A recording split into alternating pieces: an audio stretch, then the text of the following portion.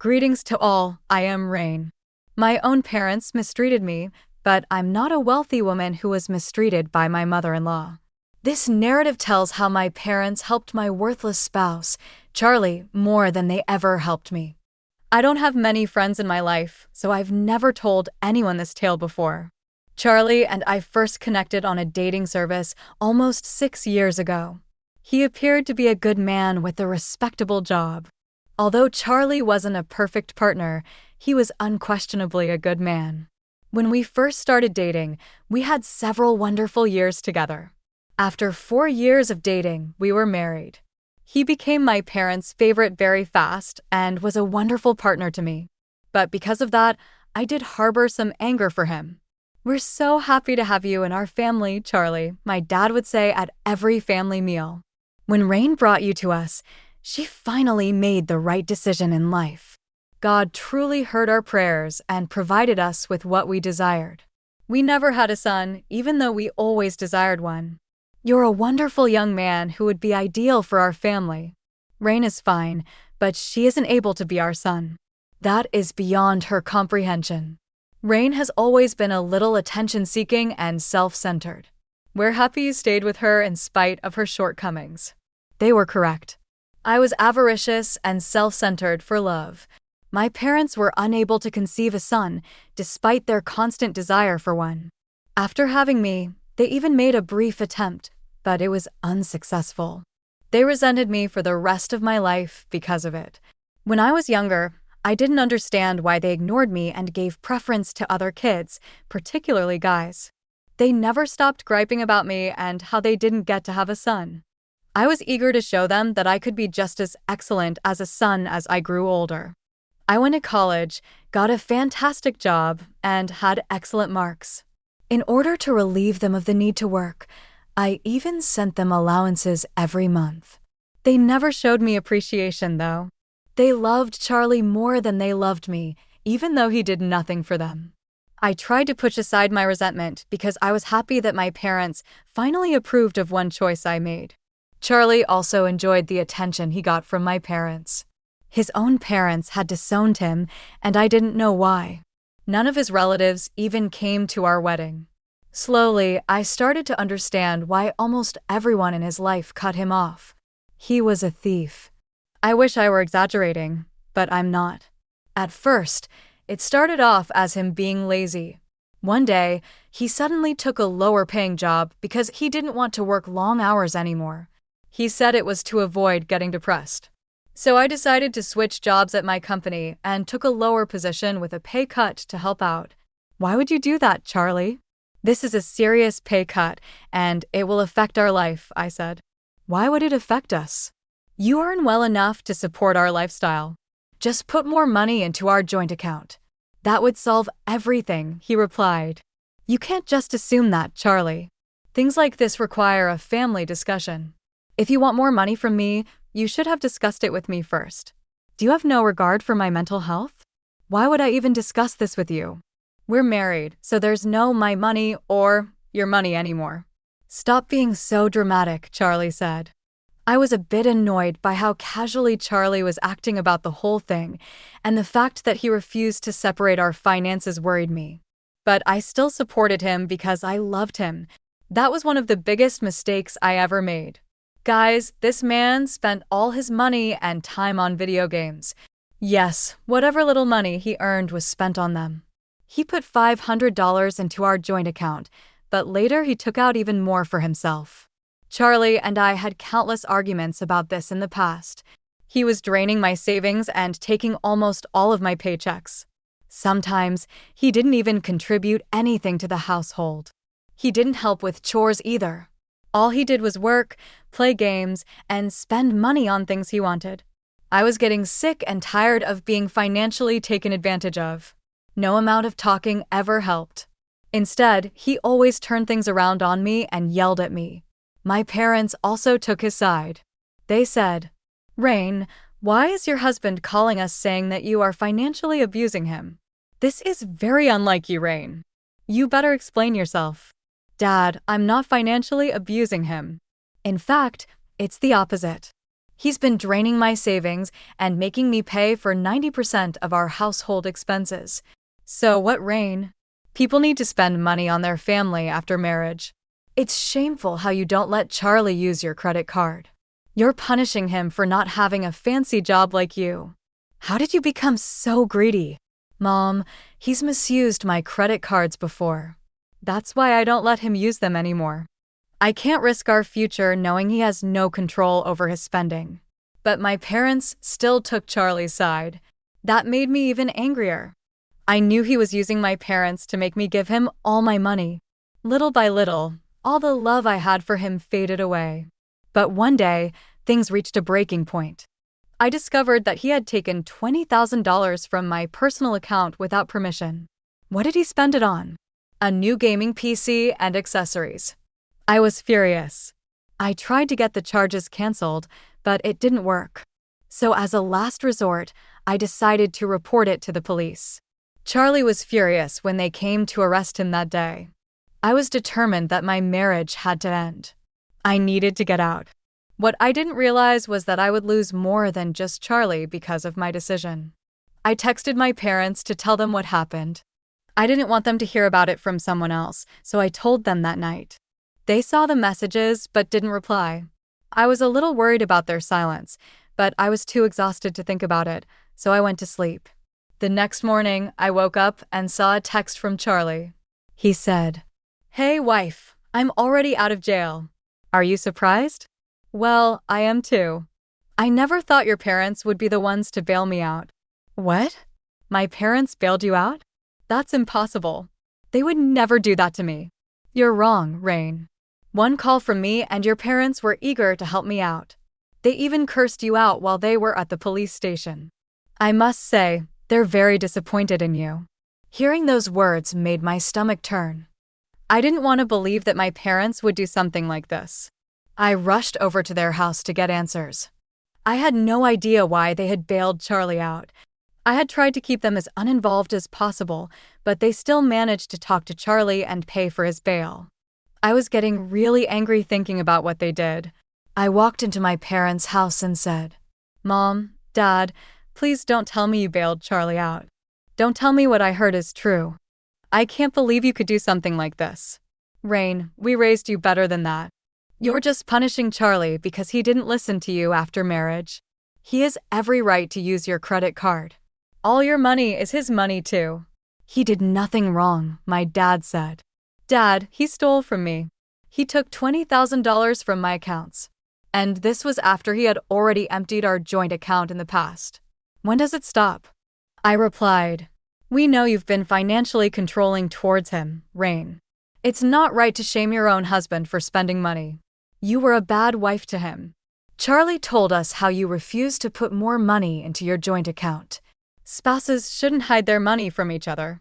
"Charlie doesn't hide anything from you," Dad insisted. Charlie didn't hide money because he had nothing to hide. After every paycheck, he had no money left. He barely contributed anything to our household expenses. Oh my God, are you shaming a man for earning less than you? What can poor Charlie do when he earns so little?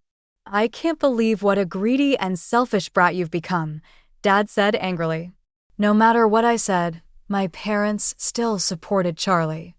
I should have seen this coming. They always preferred him because he was a man. Charlie filled that gap in their hearts from not having a son. Having a good and successful daughter wasn't enough for them. Still, I thought they wouldn't choose any man over their own child. I was wrong. My parents were completely hopeless. Their words hurt me. When they blamed me, I was disappointed and sad. But I wasn't ready for what they said next. Rain, you have truly turned into a horrible woman.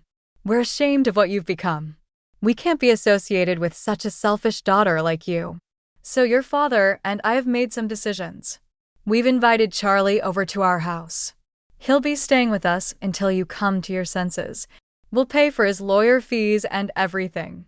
You'd better drop the case and take him back, or we'll disown you. You're going to house the man who stole from me and financially abused me for years? Are you really going to disown me over this? You can't be serious. We are dead serious, Rain. It's time we taught you a lesson. Just because you're financially independent doesn't mean you can do whatever you want. Charlie has been such a good son-in-law to us. It's time we stand up for him and help him out in this tough time. He's already like a son to us, so we'll let him stay with us until you realize your mistake. Nothing could have prepared me for this. I thought my parents were biased toward my husband, but I never thought they would disown me for him. They constantly praised my abusive, freeloading husband for his wrong decisions and belittled me for being responsible. What they said that day completely shattered my heart. All the love I had for them was gone. I realized that all my life, I had been loving the wrong people, but I wasn't going to let them take advantage of me anymore. So I said, fine then, have him in this house. But if he comes to live here, I will stop sending you money. I won't pay you a cent so you can go and spend it on my loser husband. We expected that from you, Rain. We already know what a selfish person you are. You don't have to send us money. We can take care of ourselves. It's just like you to threaten us with money. Listen to me, Rain. You can't use your money to control us. The money you earn has made you proud. We'll show you what a mistake you've made by using your money to manipulate people. There's no reason for us to stay in contact with you. Don't come to this house or talk to us again. I looked at my mother, and she agreed with my dad. Both of them told me to go away and never show my face again. Dad even said I shouldn't call or text them. I took their words to heart and left the house. I didn't cry in front of them, but I broke down in my car. I cried so much that I had to pull over to calm myself. I spent over 30 years of my life trying to win my parents' love, and yet they threw me away like trash. They treated me like trash and called me trash. I felt like my world had ended that day. I went home and cried myself to sleep.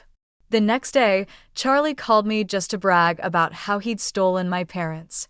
He was already settled into my old room and called to tell me how much my parents hated me and loved him more. He said, "Guess what, Rain? I'm in your precious room right now. Your parents even came to pick me up.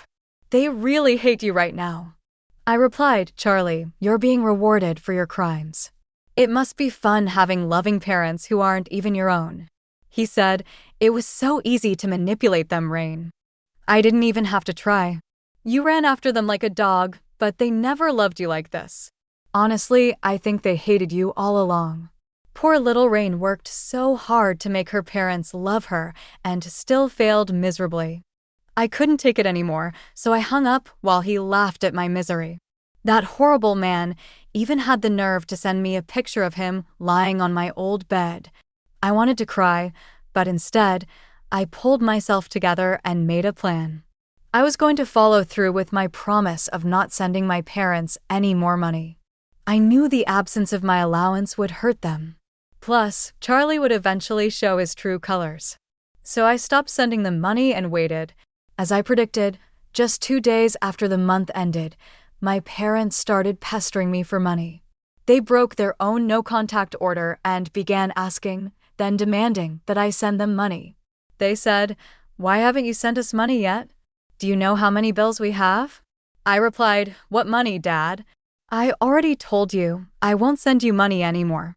Funny to see you contact me after you proudly told me to get out of your life. Rain, don't be rude." Things were said when we were all angry. It's been weeks since that incident. It's time to move on. Families don't hold grudges. So now that you need money, you suddenly remember I'm family? Yesterday, Charlie seemed more like family to you.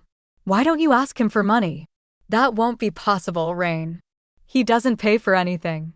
We paid his bail, his phone bill, and his food. He's still asking us for money. Well, use your savings to feed him then. I'm sure you've saved some from the checks I used to give you. We already dipped into our savings when we paid for Charlie's bail. We have very little left. We need you to send us money, Rain. It's not fair for you to hold the past over us. No, this is completely fair, Mom and Dad. For years, you've treated me unfairly because I'm a girl. You chose Charlie and loved him only because he's a man. I tried so hard to be a good daughter, to win your affection, but you two just showed me how wrong I was. I should have done this a long time ago. I'm cutting you off. I don't need people like you in my life anymore. Years of hurt and betrayal poured out of me. I absolutely unloaded on them, telling them exactly how angry I was. My parents were silent while I spoke. When I finished, they started pleading for forgiveness because they really needed my help. I hung up on them without listening any further. I had predicted that my parents would come banging on my door with apologies and pleas. I even expected some entitlement on their part. But my revenge became even sweeter because Charlie did something stupid that made my parents file a police report against him and kick him out. If you want to know why, you need to see this conversation I had with them. One day, they showed up at my doorstep to try and talk to me. I didn't open the door but spoke to them from inside. They said, "Rain, you need to hear us out, dear. We're here to apologize for our mistakes. We never should have let an outsider into our home. You are family, and you should have been our priority. We got caught up in our dream of having a son and didn't realize how bad your husband was. We've already paid dearly for it. Charlie stole our credit cards and drained our savings. We don't even have money for food anymore. Rain, please don't let your parents starve. We need your help. We promise we'll stand by you this time. We've already reported the theft to the police and kicked Charlie out. He'll never step foot in our lives again." I replied, "You should have thought about this when you happily chose Charlie over me. You're the only ones responsible for your situation now. I will only send you money for this month, but after that, I'm done. You have a month to figure out what to do." I said that and left them on the porch. I felt a little bad for my parents, but then I remembered how little I meant to them. That was enough to make me angry again. I did send them some money because I couldn't let them starve, but that was the last check I sent them. Just as they said, my parents filed a police report to get the charges reversed on their credit cards. Surprisingly, they sent back the money I'd sent them last time. They kept begging and pleading with me for forgiveness. The begging went on for so long that I started to get used to it. I saw it coming but didn't expect them to be so persistent. However, what they did next was even more unexpected. They actually signed over their house to me as an apology for all the mistakes they made against me. My parents showed up on my porch and left the papers there. I didn't know what to think. Apparently, they also got jobs so that I wouldn't have to spend my money on them anymore. I returned the papers and haven't contacted them yet. As for my husband, well, he's my ex-husband now. Yes, I filed for divorce and had him sent to prison for fraud. With a double case against him, Charlie's chances of avoiding jail were slim. Just as predicted, the judge put him in prison and